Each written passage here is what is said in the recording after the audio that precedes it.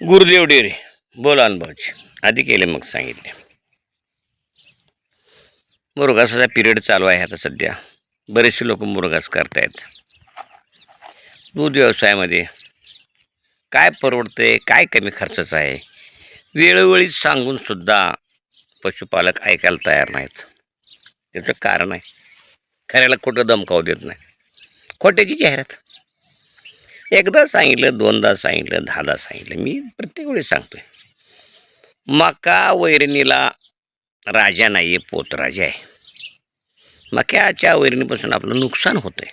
ते कसं, ते तुम्हाला गणितानं स्पष्ट करून सांगतो. मक्यामध्ये 15% ड्राय मॅटर आहे. किती? 15.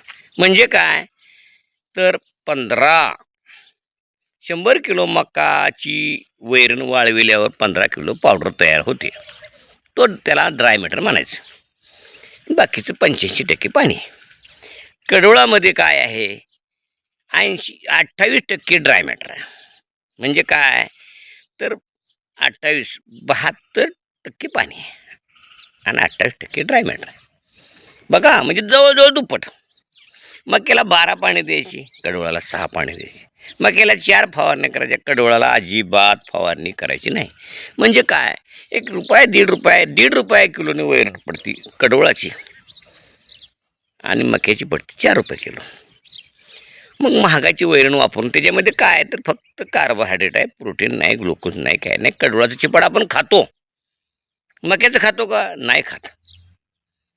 म्हणजे कडोळात काहीतरी वेगळेच गुण, चांगले कणस असतात, चांगले दाणे असतात, हुरडा असतो, चिकात असतो. मक्यामध्ये एक बुरखंड असतं, त्याचे एवढेच दाणे निघतात, बाकी चिपडात काही नसतं. म्हणून पशुपालकांना माझी वेळोवेळी मी सांगतोय, आता सध्या चालू आहे प्युअर मक्यापासून बनवलेलं मुरघास नका. मक्याचा मुरघासच वापरू नका, ह्या मताचा मी आहे. ज्वारी वर्गीय, बाजरी वर्गीय कडोळाचा मुरघास वापरा. त्याच्यामध्ये पण कुठल्या ज्वाऱ्या वापरायच्या? बरेच दिवस आम्ही मेगाशूट वापरलं. पवरी पडते, खोडकिडा पडतो, खर्चिक आहे, बी महाग आहे, मेंटेनन्स जास्त आहे, परवडत नाही. आपली ज्वारी लवकर येत नाही.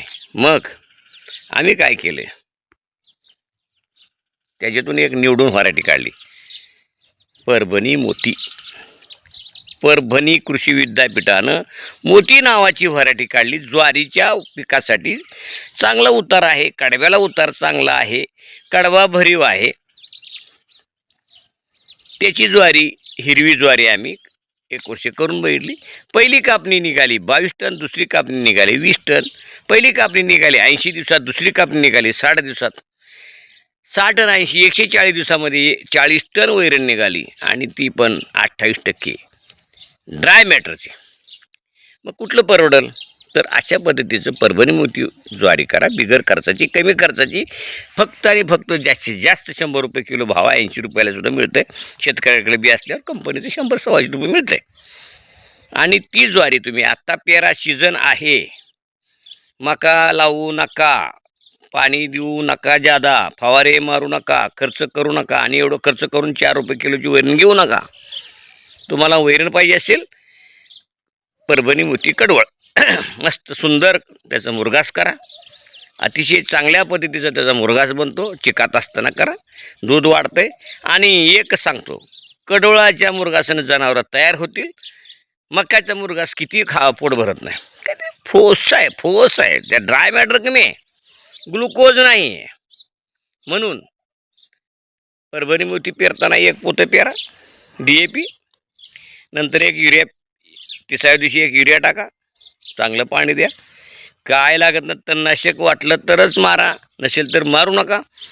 पवरीसाठी, खोडकिडीसाठी फवाराच लागत नाही, मॅन पॉवर लागत नाही. आणि 80व्या दिवशी मस्त कडवळ निघते 20-22 टन.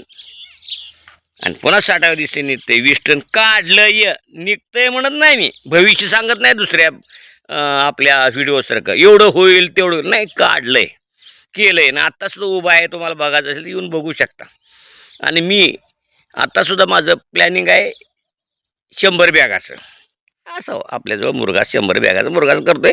5 एकर पेरलेलं आहे गुडघ्या मांड्याला आहे. आणि ते पण दुसऱ्याच्यात पेरलं आहे, माझ्या घरी नाही. माझ्या घरी थोडंच पेरलं आहे, पण बाहेर पेरलं आहे 5 एकर. आणि ते मी विकत घेतोय. परवडतं आहे. कितीला विकत घेतो लय परवडतं आहे. 100 बॅगाचं.